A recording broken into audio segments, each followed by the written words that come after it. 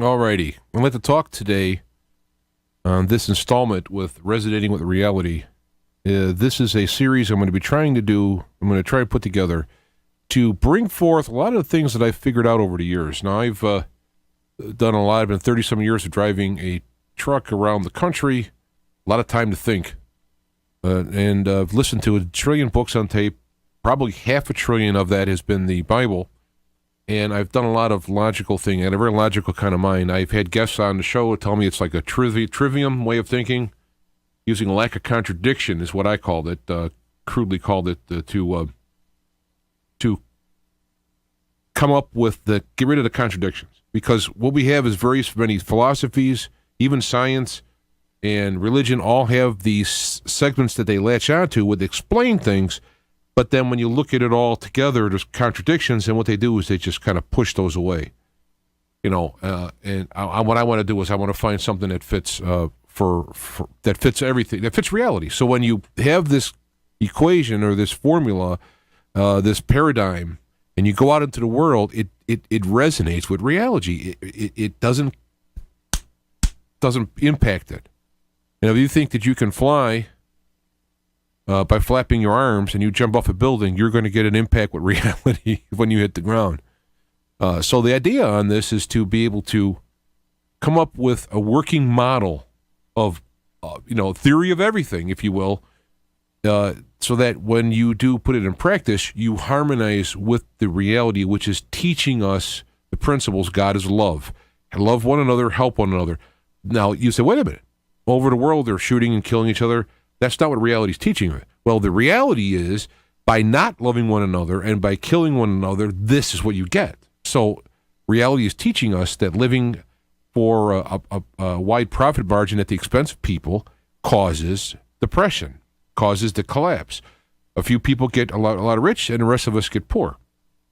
So if you watch that way, allow things to tell you what to do, when you actually get the aha moment is like, I won't do that. It's like having a critical parent. You see what the effects of having a critical parent is. You see the effects of having a permissive parent, and then so you try to find out where that good ground is, and so on. And if somebody pays attention to the reality around them, what ends up happening is they can figure stuff out.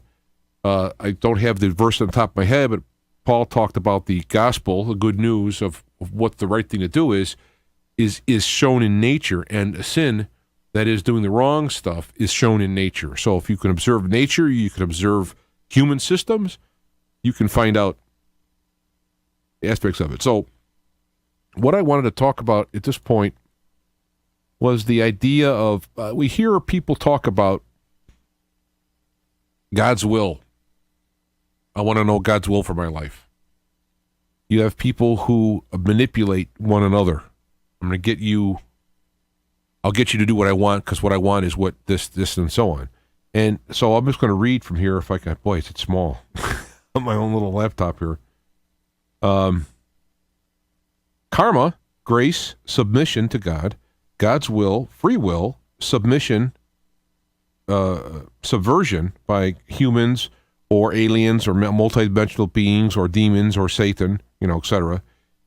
And how do I look at all this to find out what the deal is? And the simple thing to bring in this is that what causes no contradictions is that God wants us to choose the best way. And by allowing this clockwork of the universe that has been created to test what one does, short and long term, let you know if that is right. Because we're not learning here by someone telling us what to do. We're learning here by doing, by doing and observing, and doing and observing. That's what we're learning for. And when people get a lot of money, when they figure out how to manipulate people and get money, they do it, they observe it, they get the money, they keep doing it. So they're doing good, but they're harming other people. So if you have principles in your life and taught by Christ, man, Jesus was good stuff. If you follow those principles, especially like you have the Sermon on the Mount, all these are all like, one-liners. And if you think about what the principles are on those, and you live by these principles, you will find that you will have peace inside that people who trust in money and power and fame and wealth or whatever else stuff, when they trust in that, they don't get peace. I mean, you see how many times you see probably, the Lindsay Lohan types and whatever and all that unfortunate stuff these people go through. Fame and fortune didn't do it for them. And then you have the people who are the quiet power brokers who will calmly close a company, laying people off of work because it raises their bottom line and so on. And that's part of business, So you get the right principles. So getting back to God's will. To me, that was always funny. It's like, it seems like, all right, I want to learn God's will for my life. So I'm going to bang around and I'm going to find out what God's will is. And if I don't, he'll be mad and I'll have stuff happen. And if I do find it and I submit myself to it, which is something I don't want to do, then that's a good thing. I mean, it's just so riddled with contradictions. And so I've come up with, what does God's will mean? What is God's will? And what God's will, the formula I come up with that I plugged into the reality machine that works is God's will for me or you or us is the highest, best good for the situation. So what's God's will in this situation? What is the highest, best good for all involved, including yourself? Sometimes you take it on the chin to help the team. Sometimes the team takes it on the chin to help you. This is that fluid aspect where you have to figure out what to do. There's no rule. You can't follow. Boom, here's a rule. Rules are a way to develop principles. Principles are fluid and in life. So, for example, I use the example, if I told you somebody came in a room with a mask and cut me, is that good? Well, no.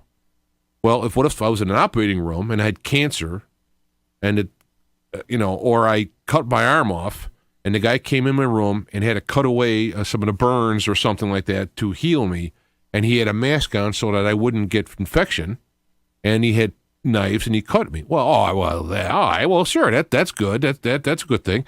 Well, it's just a matter of perspective and having how much information you have. So by learning these principles, you develop these aspects. And this is, to me, it's more important. I've been doing a radio show since 2003. I've been listening to Art Bell since the 90s. And I have found now this information is the most important stuff that we can have right now for where we are right now, space and time. Be it in the end of an age or, whatever scenarios are coming, solar spots are coming, alien invasion, government oppression, whatever it is, the thing to learn are these principles. So Jesus' teachings in particular, now I'm not saying a church teaching, I'm not saying Baptists, Catholics, Lutherans, whoever, I'm saying the red letters in the Bible, Jesus' teaching really will help. So getting into God's will. So what God made us. God was aware of the environment that we were going to be in and allowed it to happen.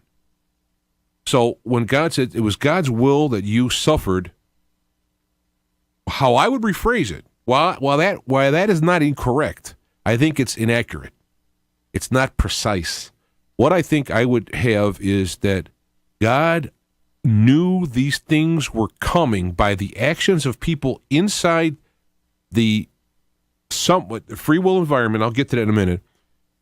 And in this universe, which is a clockwork that ticks and stuff happens. So you do this, it ticks around, it comes back to you. I talk about karma, talk about reaping what you sow. These are all phrases. It's not God doing it to you.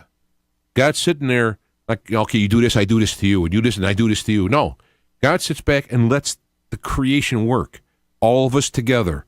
The clockwork mechanism of physics and the universe. All these things flow. And God knows that the creation of the universe and his systems and rules are set up to be automatically helping people. Now, you could go evil and still help the system. Les Visible talks about God, the devil working for God, and doing his bidding. My phraseology would be that these free will choices of doing evil plugged into the mechanism of the universe, the reality. When you plug it into it, results happen.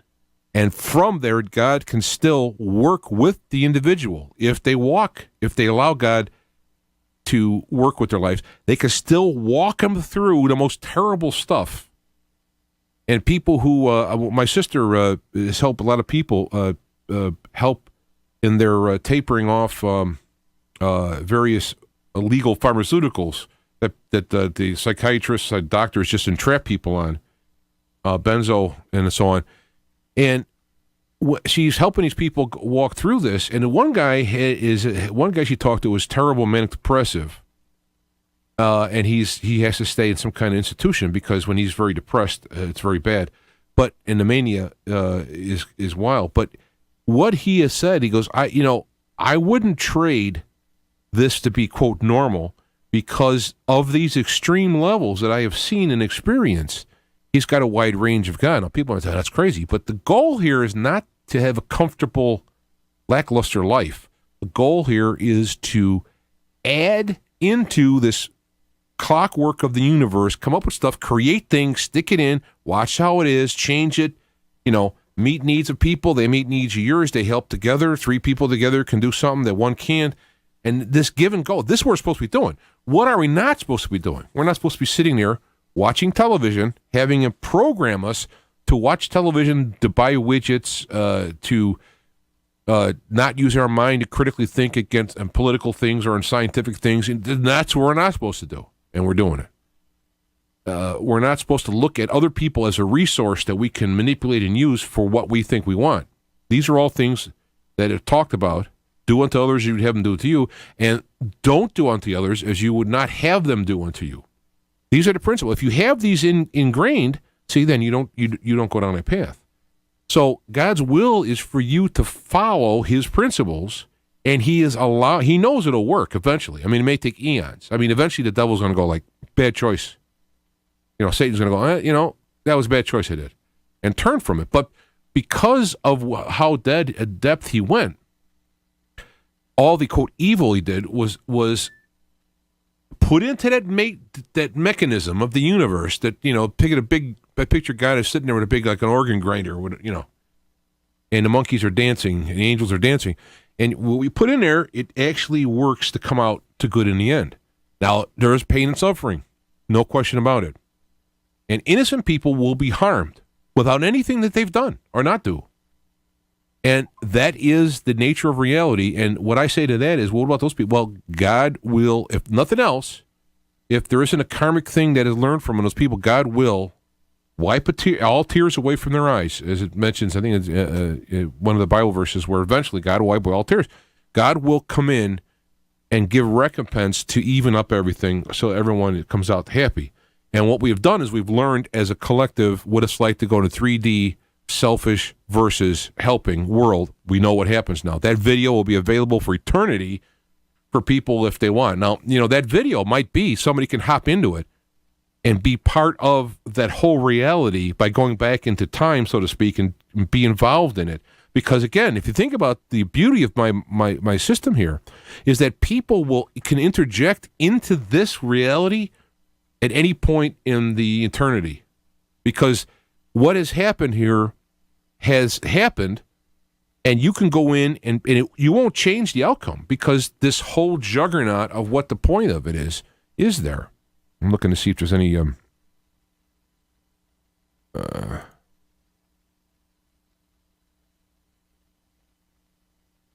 right. Okay, just a second.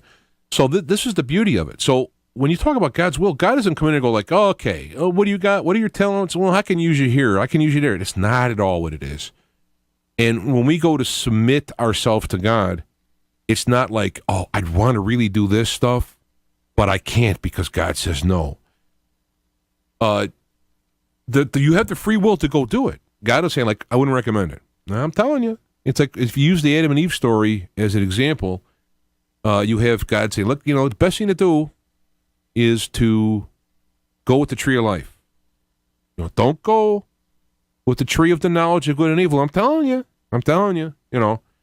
And Satan tricked them into it. He had his own manipulative reasons for it. And boom, here we are in the middle of working out, learning the knowledge, the gnosko, it's the word Gnostics come from. That's the knowledge. You're actually getting experiential knowledge of the difference between good and evil, loving and taking, manipulating and collective, working, helping. We're doing it. We are in the middle of it. So when you look at the karma and grace, I was just not going to be able to get all this in. I'll just go through the main topics of it. That's really probably what I should do anyway. When you look at the aspects of grace, is God intervening in space and time and allowing one to benefit in a accelerated manner and leaving some of the burden that came from the choices. It's like, say you made a bad choice, and I'm making this up. It's just coming to my head. All right, I'm going to make this bomb and have it go off in the park. It's going to be cool to watch, have the big explosion. And then all of a sudden, little kids come in and start playing in the park. You're like, oh no. And then all of a sudden, the fuse doesn't go off. That's grace. Because you have all of this free will actions you did, dumb, and then you're like, well, no one will come in. Well, here you go. So that's an example. All metaphors, all analogs, are subject to, they're only as good for, but you get the point. And so grace is God coming into space and time in a situation and having one learn lessons and grow without going through the full cycle of the suffering to get to that point. And so when someone has been through a lot of pain, drugs, for example, someone's been a drug addict for years, they've been down and out, finally they get out of it, and now they become helping other people. That is grace. You're going, look, I've been there, I've done it, I'll tell you about it, don't do it. You're giving this opportunity to the person, and they can go do it anyway. But having that example of someone who did it for you, is it? Of course, the life of Jesus is full of that. Stuff that he did for us as far as living his life and doing all his things, took it on the chin, was crucified, and yet he still did what he was supposed to do. Why? Because the benefits of it are huge. So from how from his point in time, we're going to run out of time. All right, well, I'm just going to go a little longer. That's all there's to it.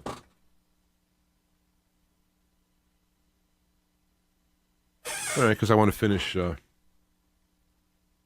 want to finish the rest of what I got to say here. So we have that's what God's will is. So when you're trying to find what's God's wills for my life, it's already there. It's your talents. It's your access. Where are you in space-time as far as what you can do? What country you're in? What economic situation are you in? What's your intelligence? What wisdom have you acquired over time? We'll tell you what to do. I'm now in a case of kind of like, I don't have time. I got to do this. I don't know what to do. I'm in a crucible right now myself, where I have to burn off extraneous stuff. Things that I may like to do won't be for the highest, best good long term. I'm going to have to burn it off. And what will happen is by properly going through this time and peeling off what I need to do, what I don't need to do, and focusing on what I need to do, it'll be for my own best growth and benefit. I will, when you're lined up, resonating with the reality and what you have got in your tool bag of life for helping and learning, when you realize that, when you follow that, you're following the will of God, and you will have benefits. Along the way, there's always going to be pain and suffering because we're on a planet where everyone's bumping into each other. I mean, if we were all dancing, doing synchronized swimming together, it's fine, except when you start out, you're bumping into each other until you learn. So that's what we're doing. We're bumping into each other on this planet, and some of it's really hard. We're destroying things on the planet. We're destroying people, economic systems, or people. We're doing all this stuff. Plus, we want to make sure this. Oh yeah, so now you have these multidimensional beings. See, I look and say, the alien experience. I've personally come up and said I'm going on record of saying at this moment in time, with the information I have, there isn't a physical alien presence. Aliens are coming here in ships physically from another place. There is no faster than light speed. There are limitations, physical limitations in this planet for a reason, in this universe for a reason. You can't go back in time. You can't go super luminous speeds. Not going to happen.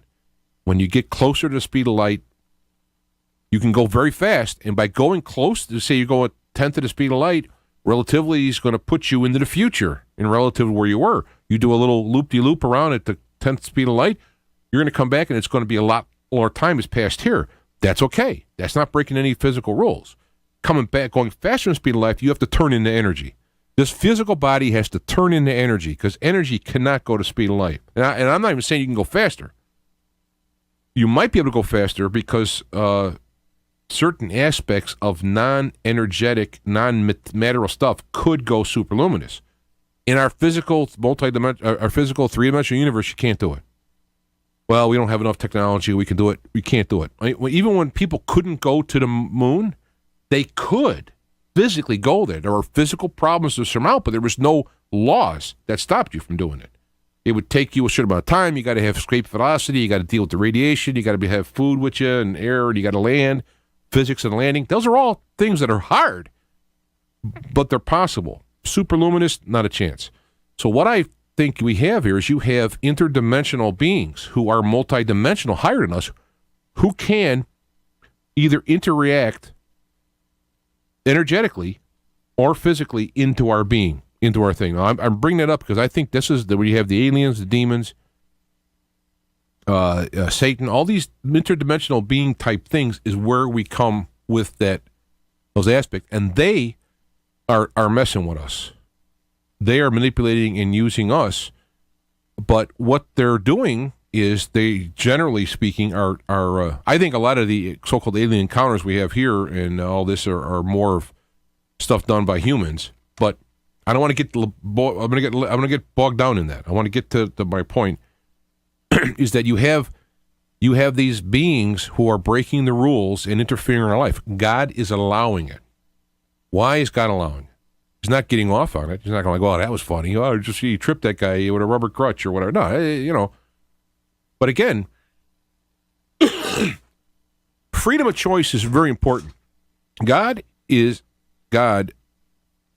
God's choices are because they're the best, highest, best good. And he's not constrained by time. And God has been there forever. He'll be there forever. So if it takes 1,000 years, doesn't matter. There's no 1,000 years is like a day like 1,000 years. People always say 1,000 years like a day. So they talk about, 6 days of creation, 7-day rest, 7,000 years is when it. No. What that means is it's both ways.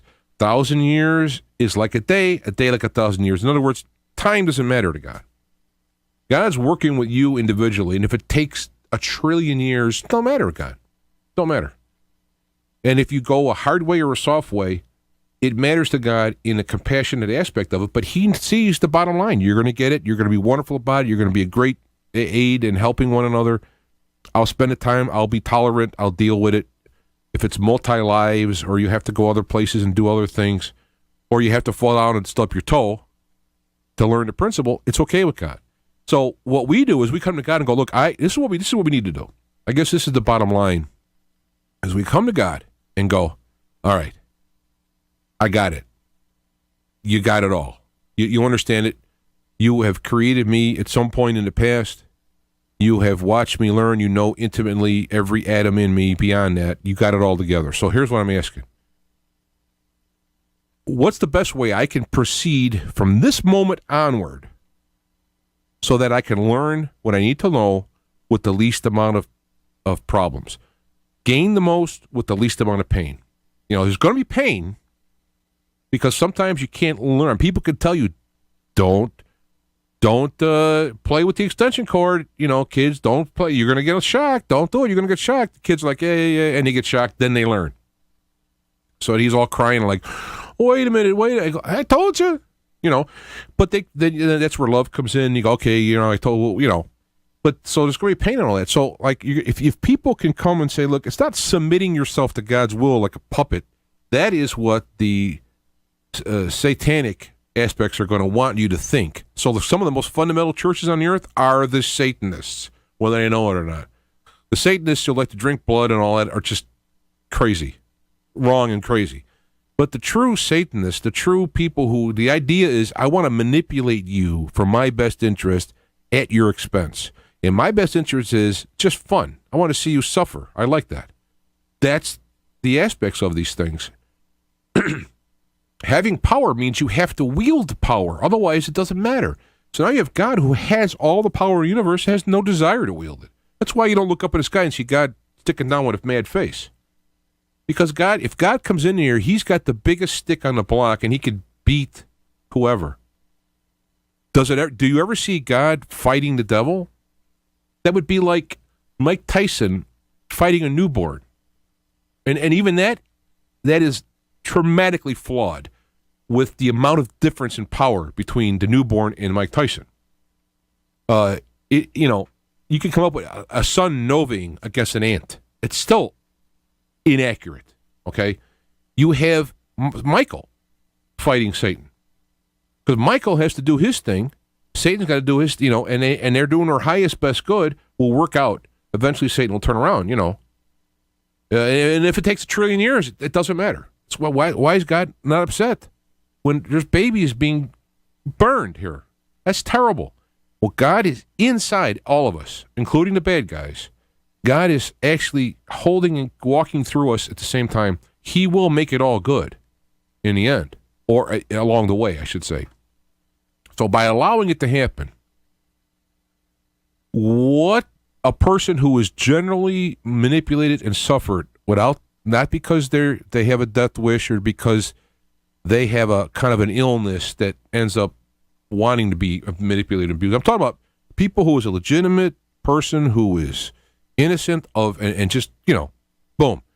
That person will be compensated for participating in God's mechanism while everybody gets it all, works all our stuff. It'll be compensated. You can't lose. You just have to choose. And if you choose to go with God in your life and say, any given moment, in fact, I did this one time. I just was out of frustration. I said, God, how do you get through life? And the answer came right to me. It wasn't like a voice. Moses wasn't, Chuck Heston didn't show up. It was, at any given time, do the right thing. And so I answered back, what's the right thing? Because, sometimes you don't know what's the right thing. What came back immediately to me was the highest, best good for all involved. And don't forget about yourself. Because a lot of people, their problem is they help other people while abusing themselves by not looking in their best interest too. And sometimes you take it on the chin for each other. So, it's not like you just do it, you sit around going, well, I can't figure out an answer here. No, somebody's going to get hurt somewhere, and I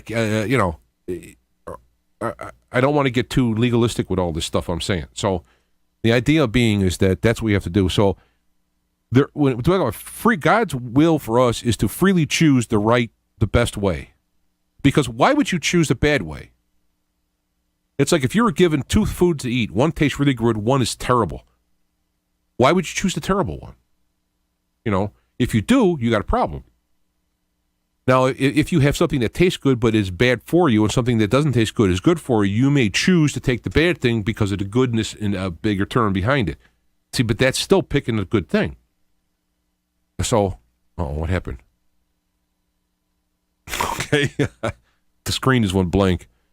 So this is why when I've come up with this theory that the universe is driven like clockwork to teach us, and reality is our friend, it's not to be circumvented. Delusion and illusion is the same side of the coin. Delusion is when you talk yourself into something, non-reality. Illusion is when someone talks you into non-reality. But if you work from a delusional or an illusional perspective in this reality clockwork, eventually the gears are going to chew you up. And in the past, I think what we've had is more time before the gears chew you up. I think as we come toward the end of the age, the whole idea of instant karma, I think what happens is that there's less time before the chew up, but there's also less time for great things to happen too. So that's why it's for people who haven't got it together now. You're either going to get it together fast, hard and fast, or you're going to get chewed up by it. So I would say everybody at this moment who's watching this anywhere would take a moment right now and say, like, all right, God, I get it. You got it. I want it. And God will talk to you. I'm telling you, it's a great thing. God doesn't talk to you like a voice in your head, because that could be manipulated. That could be a demon, or it could be some effects. From what I understand, they've already got some kind of microwave stuff that you can hear stuff. It's that God talks to you in ways that are impossible to happen by chance. Synchronicity, things line up, you walk through, and what people have done for suffering in years to figure out, it just happens. And that's where you have the grace aspect. God is there going, look, I'll help you out. And to follow God's lead is simply to follow your own mechanisms. And even if you have a bad trait, you follow that bad trait into the mechanisms, and it will show you what needs to be changed. If you resist and keep on pushing through, you'll get deeper into the machine and eventually ground up. So, if somebody out there wants to, like NAMBLA, I'm like, get out of here with that thing. Man-boy love, really? No culture in the world goes along with that since the history of time, except the perverted ones. Do you really need to go there? And you will cause great harm and be chewed up by it. These are the things. So when you get the warnings, forgetting what you may want to do, you have to you have to realize, and so on. I'm dealing with things with carbs. I've grown up where I would sought out carbs in times of stress. And I've traced it back to my childhood. I understand where it came from, and it's still here. I have to rewrite that programming, which is what I'm going through now. So I can say, well, it's not my fault, and have the physical repercussions of the reality, okay? You have extra weight, you have bad foods, all this stuff, put in the grinder reality, and you grind out. And so it works for someone who's too skinny. It works for someone who has toxins in their life. It works for someone who has does bad things that are risky to harmful. All these things is when you get the reality warning, you got to listen, because we're running out of time on that. The mechanism is coming closer and closer. You want to talk about less visible, Mr. Apocalypse? It's another metaphor for the same thing. When you, right? So I guess that's what I want to say is, karma is overdone by grace, and this is where a problem you have in Christianity, where you're saved by grace, not works. Okay. But if you read the book of James, highly recommend James. He got what Jesus talked about. All right. If you read the book of James, faith without works is being dead. It's not real. The idea is the faith is the belief in the mechanism of the system, and the works are you walking by that faith into the system. It's like someone who's going to parachute, they trust the chute mechanism. If you're going to be driving a car, you're trusting the brakes. And so God has a mechanism in reality that we need to trust and walk through. But we have to find the real mechanism, and that's where the addition is, because we have all kinds of stuff. We were talking earlier with James McKinney. For those who aren't getting this segment, you can access it in the archives, but talking about climate change. There is things happening in the climate change, but it's not the way they're saying. They're using it for political means and all that. So if you have to find that's why I'm finding real. I don't know. I'm running out of words to say. It's fine. You got to find what's real. You got to find truth and reality. The good news is the universe is mechanized for that to happen. The bad news is that if you don't do it, you'll be crushed by the mechanism. The good news is you'll get warning signs. The bad news is unless you are open to watching for those warning signs and change, you will have to get crushed to change. And in other words, Jesus' words, is it better for someone to pull out their eye than to sin with that eye? Is it better to go through life with a half eye? Or, cut off your hand? Is it better to go to life without a half a hand than it is to go through with a hand and be destroyed? That's why I'm thinking Jesus got good stuff. Forget the church stuff, forget the sermons, forget the doctrines, forget all that stuff. That's all put together by human beings trying to work out a cohesive their own kind of reality to fit their own principles. But if you look at them very simply, what it says, it does it. I mean, I could probably sit here, be able to look up verses and come up with this stuff just pops out of my head because it fits. I've kind of got it. And I'm not saying I got it perfectly. I'm sharing it with you. You guys can take it and, oh, yeah, it's a good point, and then add to it and get better. And, you can get back to me with stuff. That's why I'll have people on the show, because it's a collective work. It's like looking at in fact, I want to do a video on this to be able to do it. So I'm looking at a multidimensional piece from one aspect. I'm looking at this way. They're looking at it from here. There's somebody behind. I can't see the whole aspect of this thing. I can only see my part of it. So I can be very accurate of it. I might be able to project and guess around the edges a little bit because, of the shape of what the thing may be, But if I'm accurate in learning what I see and other people are, we can put together a three-dimensional model of it. And that's what we're doing on Earth, is putting together a three-dimensional model with a bunch of people on these principles. Each one of us using the principles in our own culture, in our own situations, but the principles are true, they'll blend. Anything that's dogmatic and dealing with death, war, crushing, all that stuff, wrong. And by doing it, look at what's happening in our monetary system. By keeping this thing about the Federal Reserve note and how it's actually sucking things out, I mean, it'll work in this world, in this reality, it'll crash. Now, they're hoping they'll be able to take what they got and push it forward to the next system and still be in control. And what is coming, and you can access some other videos in this series, what's coming is so different and so not circumventable by not living with reality. If you are resonating with reality, you will get through what is coming. Saying it's going to be easy or pleasant, but you will get through it because you will have done whatever you need to do to be ready to just walk through. I look at it like two merry-go-rounds lining up and stepping off one to the other versus jumping off one that's spinning, rolling, and trying to jump on the other one. And this is where, if you follow God's leading and you resonate with the reality, it'll lead you. It'll be calmer. You'll get a lot done in a short moment. It'll all line up. Like I bought my truck. People have bought trucks and they've been suffered with thousands of dollars of repairs and all kinds of problems. When I woke up one day and decided I need to buy a truck, I'm not going to be able to get any more money. I'm already working too much, and I need more to do what I got to do here. Actually, I want to get less time. So if I can make more money, I can do less time. I'm the only guy who thinks that way at our company, by the way.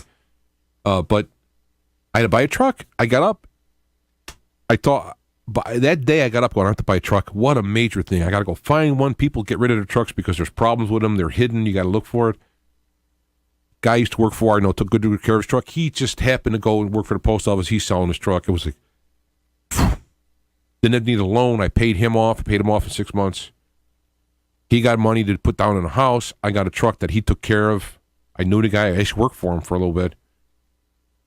Boom. Just like that. Just like that. That is resonating with reality. I could have said, I don't know, I got to think about it. I started looking around at other things. I started doing this stuff. He ends up selling it to somebody else. That merry-go-round, boom, it's gone now. Merry-go-round came around.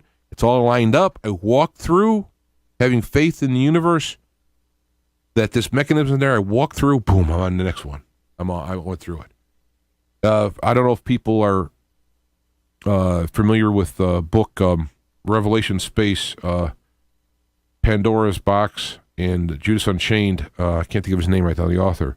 But they talk about the Sylvan paths. They walk between worlds, and you just walk on these paths, and you end up in another world. It's all fiction, but it's taken on the principle, I think, if you line up with it. So if you want the best, highest good for you, you want to have the most profitable life at any given moment. Every moment you do is the best it can be. That's what that resonating with reality, the reality of God in your life, wanting you to be the best you can be for you, and you're happy about it. Not what dictators tell you what to do. This is why we have this bad view of God. We have this, God is a king, the biggest king, the most high, host of hosts. He's the strongest, most powerful. He can destroy worlds. And God's like, huh, what? Why would I even think of that stuff? God is that most meek and humble guy who, without a name and without any glory and with no benefit, will say to himself, will help you. And that benefit is loving you to enjoy, helping you, and enjoy whatever. God will do all that work. I mean, this is where, when you get to that point, when you have the right view of God, when you have the right view of what the deal is and their choices and how we do it, and you have the right view of the clockwork of the universe. I'm not talking about like a government or a economic system. I'm talking about the clockwork of reality. I mean, look at the lilies of the field. They either sow no reap, and look, even Solomon in his glory wasn't arrayed in that beauty. The systems work if you will let them work. When we come in with our minds and do GMO stuff so we can spray poisons on the plants and they'll live. Great thinking, But if you were to take and do a holistic approach to growing, if you grew the crops properly, you wouldn't need weed killers or insect killers. There's a natural formula to do things. All right, I have to add this up. I'll be doing these type of things from time to time, and I'll put them. I have a website I just started with. It's really crude, resonatingwithreality.com. If you go to the Feet to the Fire Radio YouTube channel, there's a playlist that'll have these in. So as I do this stuff, I'll put it up there. You can put comments underneath it. I do regulate it because a lot of people are crude, crass, and all they're doing is, trying to sell a widget or call somebody a jerk. So, but any comments, good or bad, that is an honest comment, I let it go through. So there's like a built-in little discussion thing that can happen on it. And, if there's anybody listening who has comments, we can get them in the show and do this kind of thing. So there we go. I went over, and I got on my time, but that's the way it goes. So that we can do this the right way. The phone number, the email, James at Innersights, INNERSITES.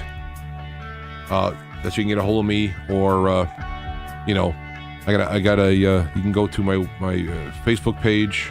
I think I got all this stuff here in the ending will flash up. This is a subsidiary of Feet to Fire Radio and now video. So for those who are watching the video, comment on it, technical or if it's a good idea or whatever. So if anything else, people can listen to me, can now see me. I don't know. Hello. But they can also, see the reality that I'm resonating in. And I'm trying to get better at it.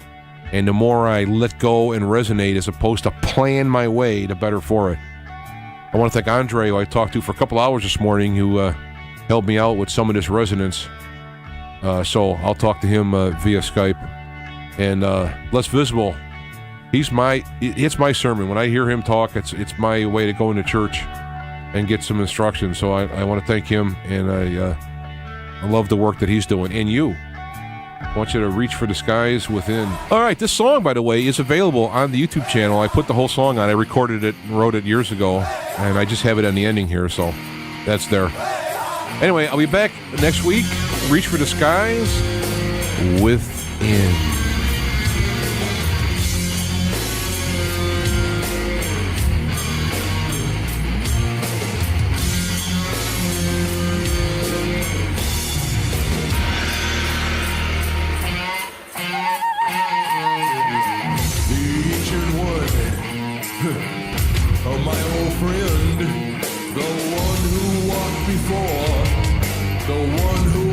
Again, the ancient one.